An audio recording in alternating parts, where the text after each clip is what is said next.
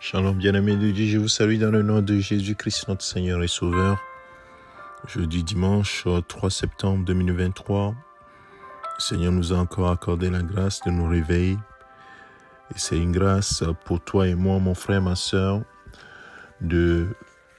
d'avoir la vie, l'être et le mouvement.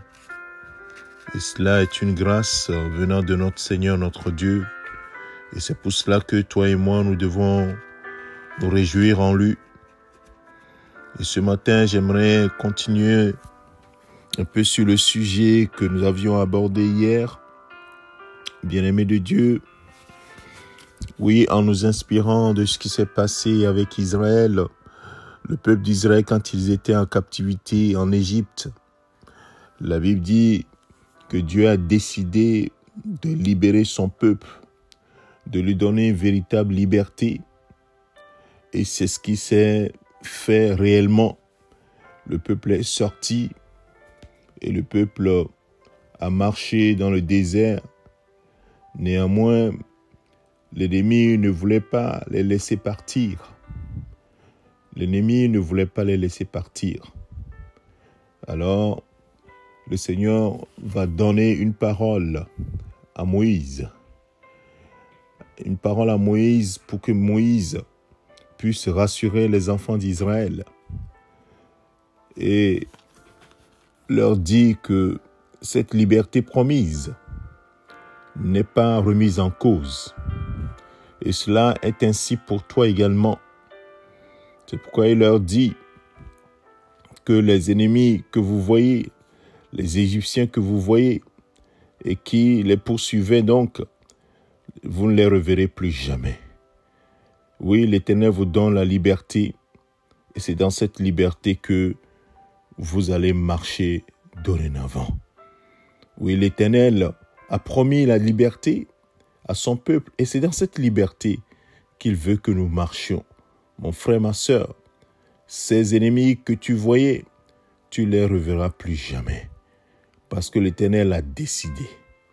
Et l'ennemi est entré au milieu de la mer et a été englouti totalement, l'armée de Pharaon. Oh, mon frère, ma sœur, c'est cela le sort de l'ennemi, le sort de ceux qui te terrorisaient. Je ne parle pas des hommes, je parle de toute la cohorte démoniaque qui a été engagée contre toi, contre ta vie, contre ta famille, parce que tu as choisi Jésus-Christ. Mais sache une chose, dans Galates chapitre 5, verset 1, la Bible dit clairement que c'est pour la liberté que Christ nous a affranchis. Christ t'a affranchi et c'est dans cette liberté que tu dois demeurer sans douter de quoi que ce soit. Et c'est pourquoi tu dois demeurer ferme. L'apôtre Paul le dit clairement aux Galates, Galates chapitre 5, verset 1. Il dit, c'est pour la liberté que Christ vous a affranchis. Demeurez donc ferme dans cette liberté-là. Mon frère, ma soeur, c'est ce qui te reste à faire. Demeurez ferme, donc ferme, et ne vous laissez pas mettre de nouveau sous le joug de la servitude. Et c'est pourquoi ce matin, j'aimerais, mon frère, ma soeur, que tu te réjouisses, puisque la joie du Seigneur est notre force. Si tu te réjouis, c'est que tu crois vraiment que le Seigneur ce que le Seigneur a fait est vrai et que tu as la foi que ce qu'il a fait est la vérité ou bien ce qu'il a dit est la vérité. Il dit, c'est pour la liberté que Christ t'a affranchi.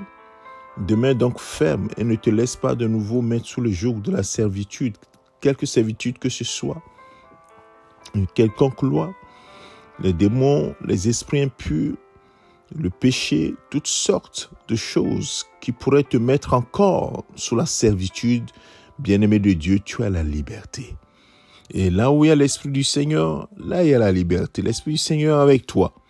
Et donc tu es libre.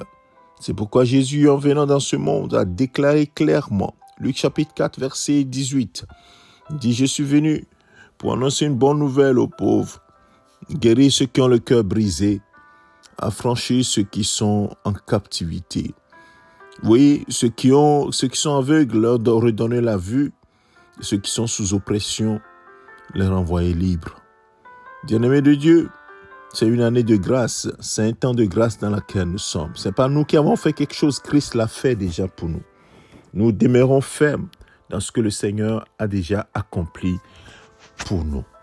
Alors ce matin, bien-aimé de Dieu, réjouis-toi dans le Seigneur. Ne regarde pas, ne laisse pas les menaces de l'ennemi prendre le dessus sur la promesse de Dieu. Les promesses de Dieu sont oui et amen. Nous allons prier. Père, merci à toi pour cette promesse extraordinaire. C'est pour la liberté que Christ nous a affranchis.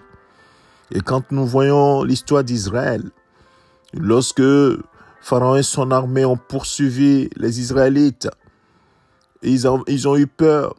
Et Moïse leur a déclaré que ces Égyptiens que vous voyez, vous ne les reverrez plus jamais. Et c'est ce qui s'est passé. Ils ont été engloutis dans la mer. Oui, nous, en Jésus-Christ, nous savons que par la mort et la résurrection de Jésus-Christ, notre ennemi a été dépouillé définitivement. Et que maintenant, nous vivons dans la liberté. Père, je prie que ce matin, quelqu'une ait cette assurance que c'est pour la liberté que tu l'as franchie et que dorénavant, il doit marcher dans l'assurance qu'il est libre, qu'elle est libre. Oui, Père, merci à toi pour ton Esprit Saint qui nous donne cette assurance. Et c'est pour cela que nous voulons nous réjouir en toi. Donne cette joie à quelqu'un ce matin. Donne cette assurance à quelqu'un ce matin, ô Père. Oui, par ton Esprit Saint, donne-nous de nous réjouir en toi. Béni sois-tu, Père, notre Dieu, pour ta fidélité. Que ta joie remplisse nos cœurs ce matin par ton Esprit Saint. Merci, Père, pour ta fidélité. Que toute la gloire te revienne au nom de Jésus, ton Fils bien-aimé, nous avons ainsi prié. Amen. Que le Seigneur te bénisse, mon frère. Excellent dimanche. Que la paix du Seigneur et sa joie remplissent ton cœur.